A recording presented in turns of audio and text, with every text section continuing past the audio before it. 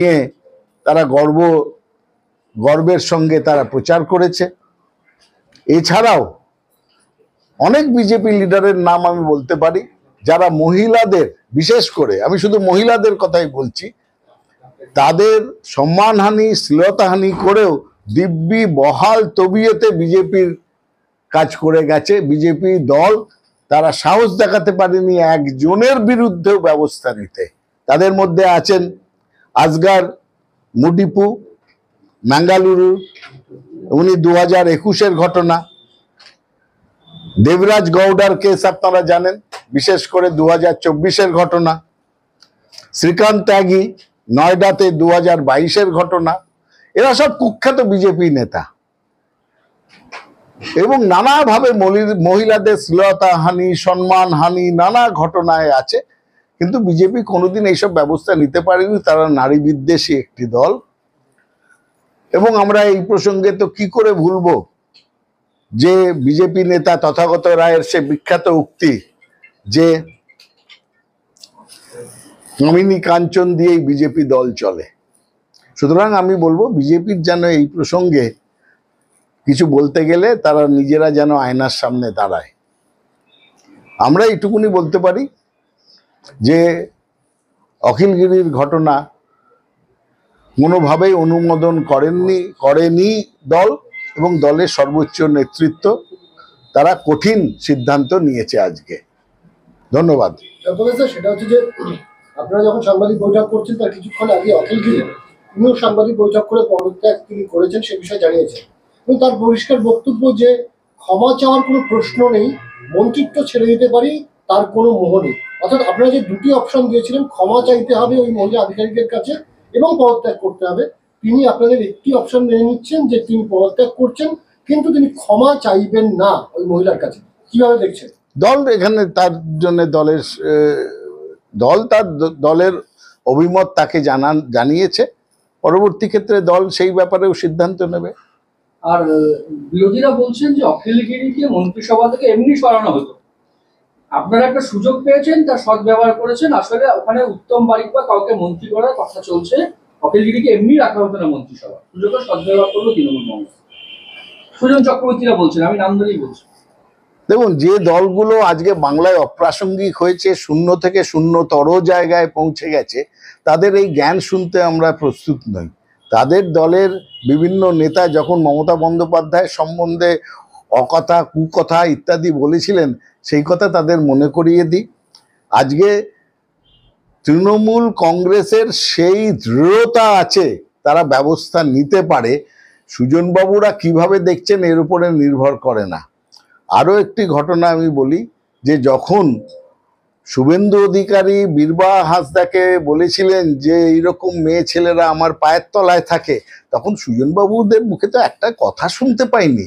তখন তো বোধহয় হাততালিটা দেওয়া বাকি রেখেছিলেন সুজনবাবুর মতন এই মুখোশ পরা নেতারা। কি এমন হলো, মানে এর আগে তৃণমূলের বহু নেতার মুখে বিভিন্ন সময় বিভিন্ন মন্তব্য শোনা গেছে, এমনকি অখিলগিরি এর আগেও রাষ্ট্রপতিকে নিয়ে মন্তব্য করেছে। এই টাইমের মধ্যে কি এমন হলো যে অখিলগিরিকে সরাসরি মন্ত্রিত্ব থেকে সরিয়ে তৃণমূল কি রাজধর্ম পালন করছে? 13 বছর আগে প্রথম কোনো বার্তা যাচ্ছে দলের শীর্ষ নেতৃত্বের কাছে?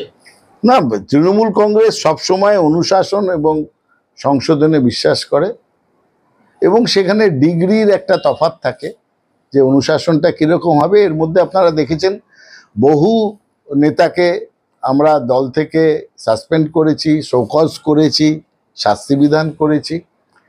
এখন দল যেটা মনে করেছে, যিনি মন্ত্রী হিসেবে তিনি যে কাজ করেছেন সরকারি আধিকারিক এবং সবথেকে বড় কথা একজন মহিলার প্রতি, তার জন্যই আজকে এই ব্যবস্থা নেওয়া হয়েছে।